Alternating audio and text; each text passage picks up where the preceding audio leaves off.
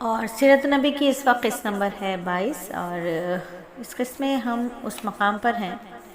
جہاں عبد المطلب کی بیوی رقیہ بنت ابو سیفی وہ کہتی ہیں کہ قریش کئی سال سے سخت قحط سالی کا شکار تھے، بارشیں بالکل بند تھیں، سب لوگ پریشان تھے۔ اسی زمانے میں نے خواب دیکھا، کوئی شخص کہہ رہا تھا،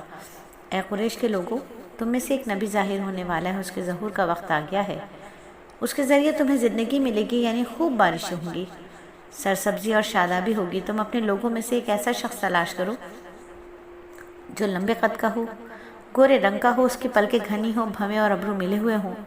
وہ شخص اپنی تمام اولاد کے ساتھ نکلے اور تم میں سے ہر خاندان کا ایک آدمی نکلے، سب پاک صاف اور خوشبو لگائے، وہ حجر اسود کو بوسہ دیں، پھر سب جبل ابو قیس پر چڑھ جائیں۔ پھر وہ شخص جس کا حلیہ بتایا گیا ہے آگے بڑھے اور بارش کی دعا مانگے، تم سب آمین کہو تو بارش ہو جائے گی۔ صبح ہوئی تو رقیقہ نے اپنا یہ خواب قریش سے بیان کیا، انہوں نے ان نشانیوں کو تلاش کیا تو سب کی سب نشانیاں انہیں عبد المطلب میں مل گئیں۔ چنانچہ سب ان کے پاس جمع ہوئے، ہر خاندان سے ایک ایک آدمی آیا، ان سب نے شرائط پوری کی اور اس کے بعد سب ابو قیس پہاڑ پر چڑھ گئے۔ ان میں نبی صلی اللہ علیہ وآلہ وسلم بھی تھے، آپ اس وقت 9 عمر تھے۔ پھر عبد المطلب آگے بڑھے، انہوں نے یہ دعا کی، اے اللہ، یہ سب تیرے غلام ہیں، تیرے غلاموں کی اولاد ہیں، تیری باندیاں ہیں، تیرے باندیوں کی اولاد ہیں۔ ہم پر جو برا وقت آن پڑا ہے تو دیکھ رہا ہے، ہم مسلسل قحط سالی کا شکار ہیں،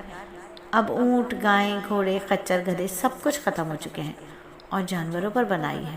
اس لیے ہماری یہ خشک سالی ختم فرما دے، ہمیں زندگی اور سب سبزی اور شادابی عطا فرما دے۔